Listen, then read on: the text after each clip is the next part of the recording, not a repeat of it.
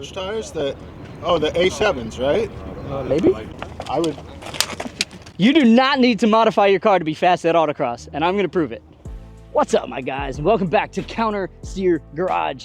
Happy Taco Tuesday. Thanks for being here. Let's learn some stuff today. Look, I know how this goes, right? You go to your first autocross, you're slow, you meet fast guys, and they all have modified cars. Big brakes, 200 treadwear tires, sway bars, coilovers. And yes, all these things do make a seasoned driver faster. The key word there is seasoned. A first timer or a first yearer may not have the skills to properly utilize modifications like that, could end up going slower, and could stunt their growth as a driver. So today, I'm gonna prove that seat time is king by driving this. This is Luke, and this is Luke's C5 Corvette. Luke, how much autocross experience do you have? None whatsoever. Perfect. What about your car? What do you got done to this thing? This car is pretty much bone stock. The only thing that's been added onto it are Corvette wheels from a 2022 model. Other than that, absolutely nothing. Awesome. So let's get Luke in the car. I'm gonna co-drive, I'm gonna sit passenger seat, and then we're gonna go from there. All right, let's do it. Let's do it. What we're gonna do for this first one, I'm gonna let you just wing it. I'll try and help you out on direction and stuff like that, just to get like a baseline for you. Yeah, my biggest fear is getting cone lost. Yeah. So you're gonna stage right at these orange cones, and then the timer starts when you hit the green cones. Now keep in mind the pointers, so you're gonna go to the left of that cone there. Let's do this. All right, now to the left, yep. Now we have a gate here, so that's 2 cones, that's a gate. So then we're gonna go this way, you got another gate. Oh, nope, between the gate, you're good, keep going. So now we wanna go around this cone. This is a hairpin, so keep it nice and tight. All right, now we're going down this way. This is another hairpin, so keep it nice and tight. And then we're heading back this way. Oh, to the left, there you go. To the left of these 2, then to the right of those 2. Then we have a nice little hallway, so you go right down the middle of the hallway there. Then we gotta turn around here. We're gonna stay to the left and go this way, stay to the right of this wall. Now we have a gate there, so that's a goalpost, so we go right through the gate. Now this is a slalom, it's optional. So you start this side, you go this way, then you go that way, then you go this way, then you go that way, then you go this way, and now you gotta go through basically into this box and around. Right through the finish. Boom, that's your first run, done. This is my first time, but I skipped it, so that's a DNF, right? Yeah. That's Yeah, fine. yeah, that'll go down as a DNF. So I think that was mostly just not looking far enough ahead and not kind of anticipating the course. Everything's gonna come at you really fast, so you have to sort of see it before you get to it. So you've gotta look so far ahead that by the time you get to it, you can react. Because if you wait until you're there to react, you're gonna be too late. It's gonna come at you really fast, and you're gonna hear me talk about looking ahead probably constantly today, because that's really the key, is being ready for what's coming at you. And in order to do that, you gotta scan so far ahead, so much that it feels unnatural. You'll see what I mean. So this next run, I'll be a lot more active and pointing stuff out and sort of telling you where your eyeballs should be and things like that. Should I have been gassing it a little harder, braking later, braking earlier, or not important? At this point, not that important to worry about. You'll find more speed with smoothness than with speed. You'll find more pace with smoothness. And that's like when we do instructing, like we never tell people, or we never try and train people to go faster. We train them to be smoother, and then they get faster by design. The braking and the steering and the throttle and all of that'll come naturally as you see the course better, which is a really weird concept, but it'll click at some point today. It's gonna click with you, and you're gonna go, okay, that's what he meant by that. Yeah, I gotta look ahead, and I just gotta familiarize myself more with the course. Yeah, it's reading the course, looking ahead, and just being ready for what's there.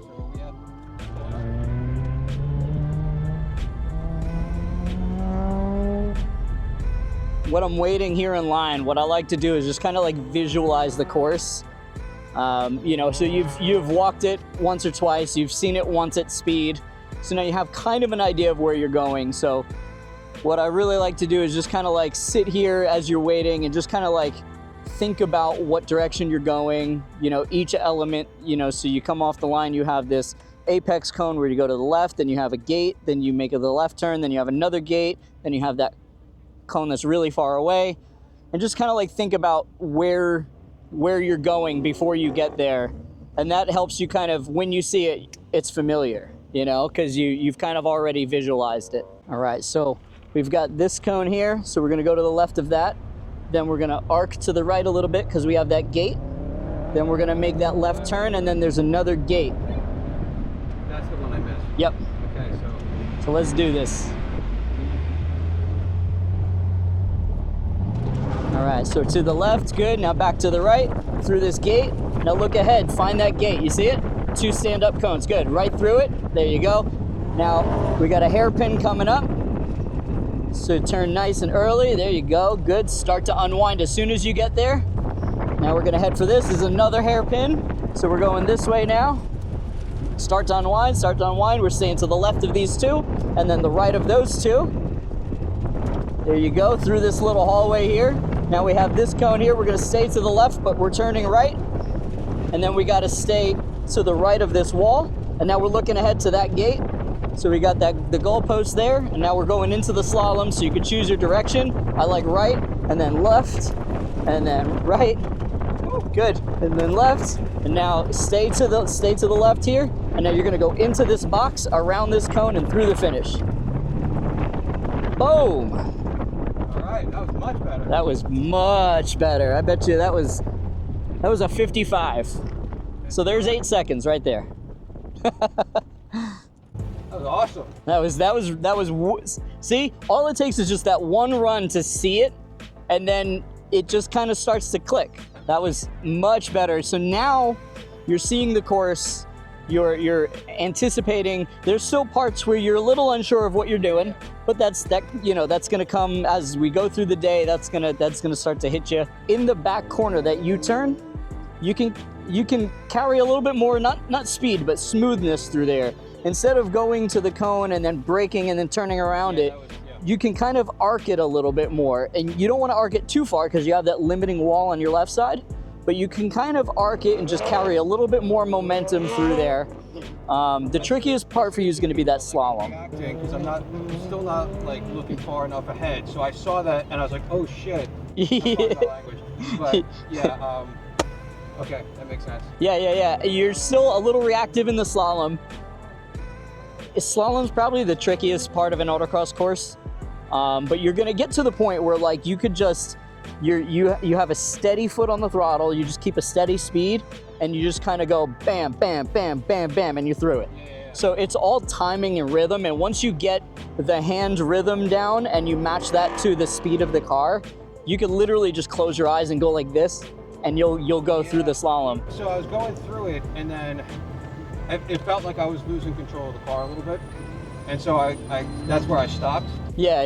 That one big, I don't know if I actually was, and I was just reacting. You might have been. You know, you'll feel a lot of movement, especially at autocross. It's a very taxing thing on the chassis of the car, so you'll feel a lot of movement under you. But that's okay. You don't have to like fully back out of it. You can kind of lean into it. It's one of the kind of, especially in a rear-wheel drive car, you have to get comfortable with the car moving underneath you, because it's just going to be in a rear-wheel drive car with a V8, it's going to be part of your driving style. But you'll be able to, as you progress, you'll be able to learn to manipulate the oversteer to make the car turn tight corners better. Because if you can get the ass to swing around and you could do it reliably, then you could actually use that to your advantage for slow corners like these 2 in the middle. Those 2 hairpins, but that's way advanced. We're not there yet. So that was a 55. We got a 54. Let's go for a 54. On this run, do everything the same way, but on the slalom, just keep your foot steady speed, almost like cruise control, and just figure out what the rhythm that you need. Because you never want to turn and then come center and then turn and then come center. You want it to be turn, turn, turn, turn, and that's kind of the rhythm that you want. But slalom is always, it's the trickiest part of autocross. Which is why I love it so much. All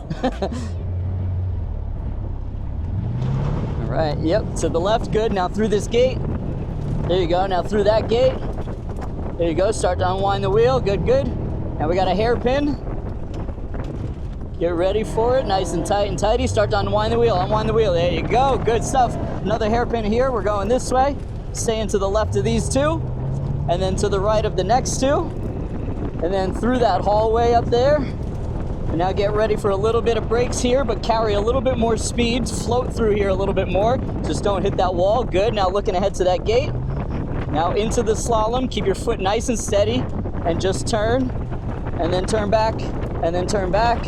And then turn back. And then turn back. Now we got to go into this box. And around this cone. And through the finish. 48. All right. That's it. We're done. Woo! That was awesome. 48. Holy wow. Okay, I guess I set the bar too low. What do you think an experienced autocrosser could do in this car on this course? Well, we're gonna find out. I think the car is probably capable of like a 37-ish. Is that what you're clocking yourself at? Maybe. Okay. I don't know. I've never driven a Corvette, so Cool. it'll be all new. Today is full of firsts. Yeah, full of firsts today. All right. Good? Hit it. Whee! All right. There you go, through that gate. Look ahead, make sure we get through that gate. Good, throttle, throttle. Now try entering a little wider here. There you go. Turn in early. And now start to unwind, start to unwind. There you go, good, nice and smooth. Now we're going this way. Looking ahead, stay to the left of these two. Eyes up to the right of those two. Through this little hallway here. Now float some speed through here, but not too much because we don't want to hit that wall. There you go, so unwind the wheel. Yeah, okay, now through this gate. All right, now ready? Steady speed, turn, turn, turn, turn. There you go, really good. Now we gotta hit through the box. There you go, around that cone and finish. 45.5. Woo! Damn. Doing it. Do we got a 40 in this thing? Little hesitation, but I.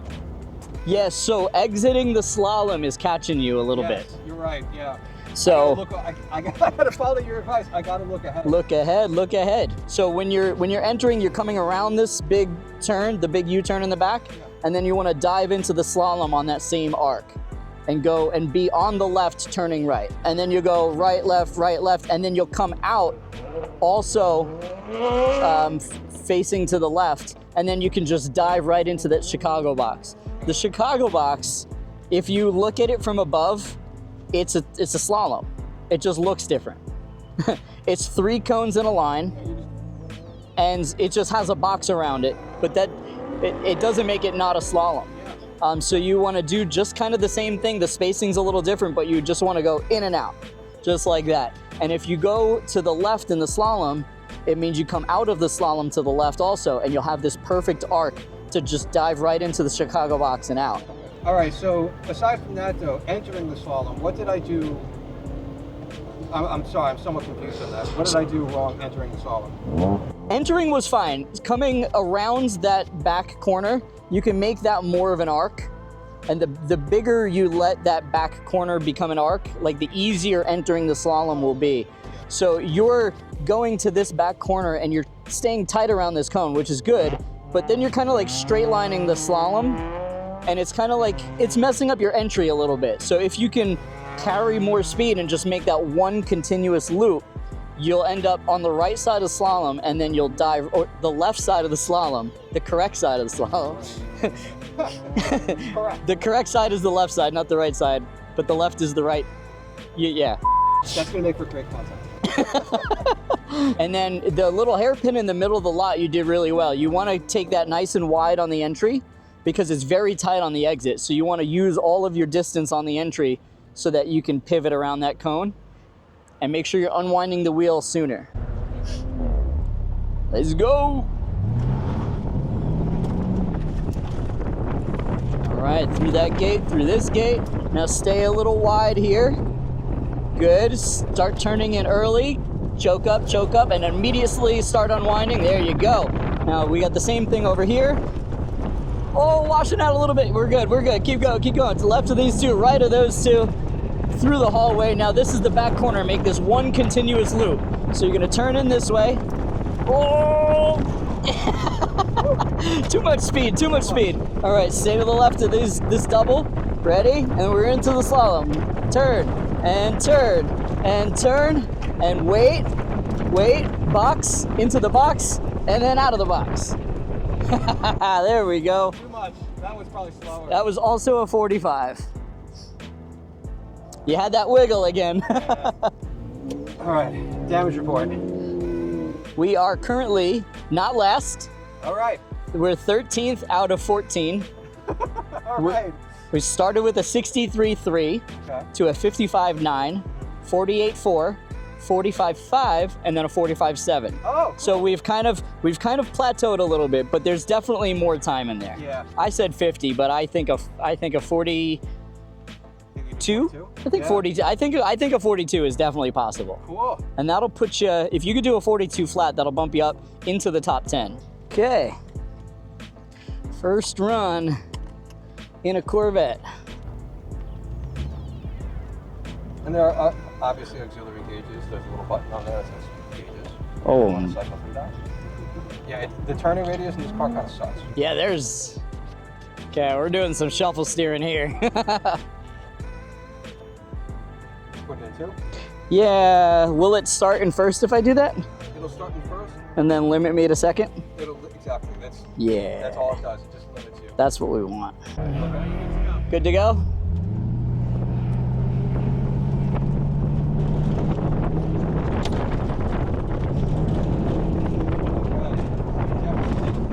So we're braking, and then watch, unwind right away, nice and smooth.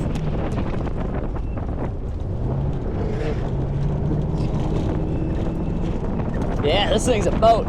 Power!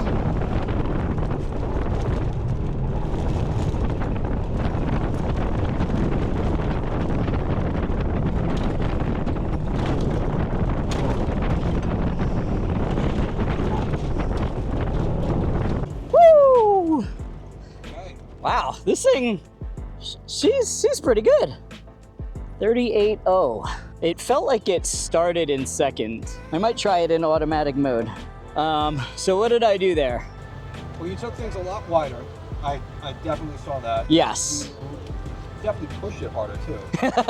Yeah, that comes with vision. You know, I was here last night. I set up the course. So like I don't have to walk it. I know where it goes because I put the cones there. You know, and I also saw it 5 times from that seat too. So yeah, I kind of already had an idea of where I'm going. Again, like 10 years I've been doing this. So you could put me out there without walking the course and I could do probably something pretty similar, maybe a little bit slower, but I had a little bit of understeer in that back corner. So I charged it a little hard, so I might scale that back a little bit. That's another thing that gets new drivers a lot is putting too much wheel into it and holding it there. So think about this. If you turn the wheel and the car is pushing, you know, the car doesn't have enough grip to turn. If you turn it more or you hold it there, it's not gonna magically get that grip back. So what you have to do is reverse the action that you made to start the understeer in the first place. So if you rip the wheel and the car starts to understeer and push wide, the way to fix that is just open up your hands. Especially in tight corners like this,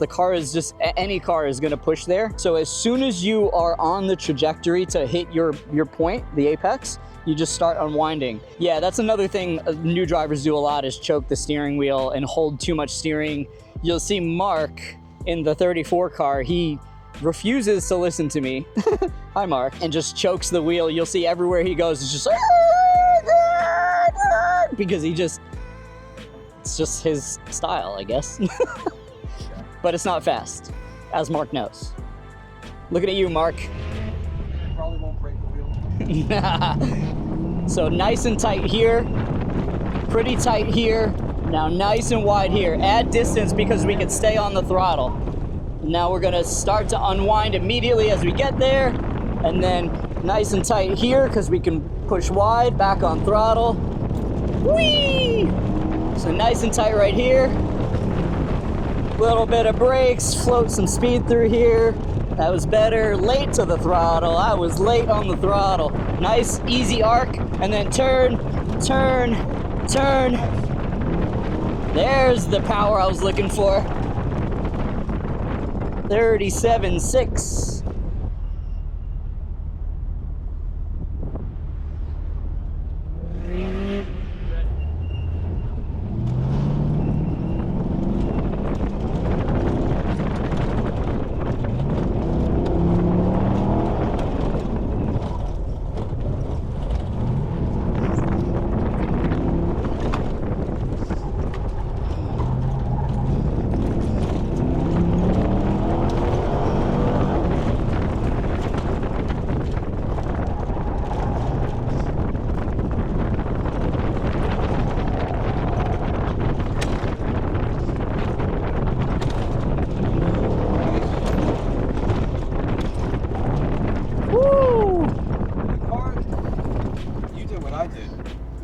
The car stops faster because it feels heavy, right? Like the car stops faster than you would think with stock brakes. Yeah. Not that I'm like, oh my gosh, look at my stock brakes. Yeah, I'm starting to get used to it now, and I'm like, the downshift, I'm starting to like anticipate the downshift now too. 36.9. So 38.0, 37.6, 36.9. And we're cruising in cam class.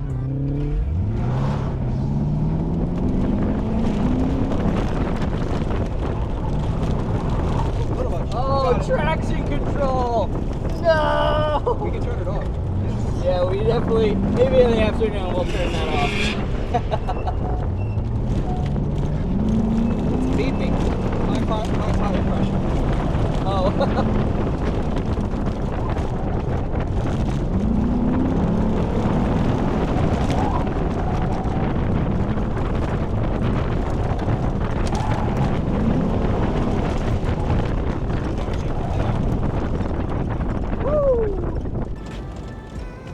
That one was very rough and not fast, 37.4.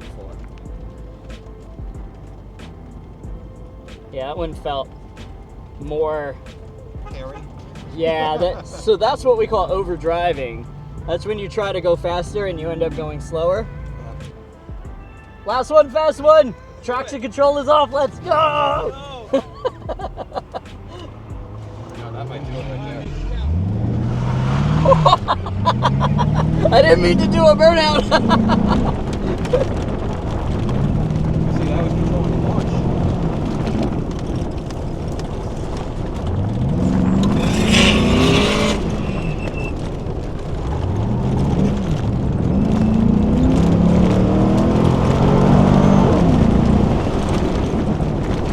Yeah, the stock brakes are really good.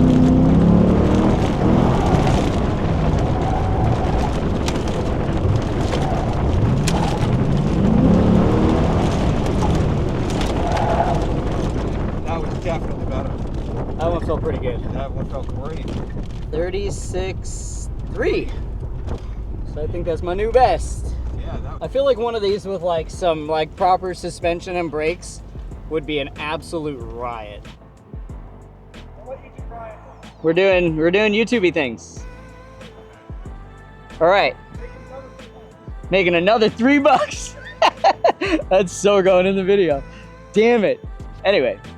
All right, so we're done. First event in the books. Let's not talk about the times. Let's not talk about the rain frustration. Did you have fun? I had a ton of fun. This That's what matters. was awesome. It really, really was. Very rewarding experience. I can't wait to do it again. Hell yeah. So you ended up with the 45.5. We did have a scratch time of 44.1.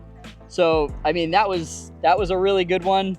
It had a cone, but it happens, you know? I hit a cone, I hit a bunch of cones. I had a spin, I had an off course. I did all kinds of stuff myself, so it happens. It's part of the game. That's why it's cones and not walls. The car, I think, was great. You know, despite being a completely stock car and completely stock road tires, you know, it handled pretty well. Especially like manually shifting, doing the 1 to the 2 manually, I think was definitely the move because it just kind of seemed indecisive. Like when you were in automatic, it would just downshift and then it would kind of couldn't pick a gear. But other than that, I mean, it's tons of grip and I'm gonna go shopping now. I kind of want one. So a 45.5, especially with only 10 runs of experience, is not that bad. But the whole point of this is let's see what experience is worth. So not to knock you, and this is the part that I don't want it to feel like we're shaming someone or being a douche. But 10 runs of experience, a 45.5.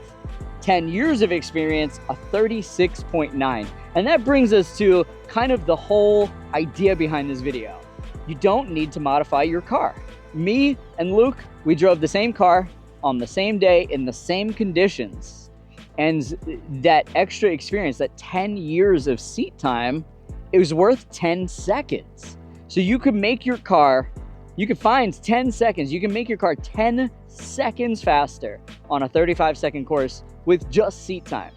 And that's not to say that you did anything wrong. That's not to say that you drove poorly. It's just experience. It's seat time. That's why they say driver mod is the number one mod, and seat time is king. So seat time is king. Don't mod your car. Leave it stock. Leave it stock. Leave your car stock. Leave your car stock. You want to plug your channel? Tell the people about what you do.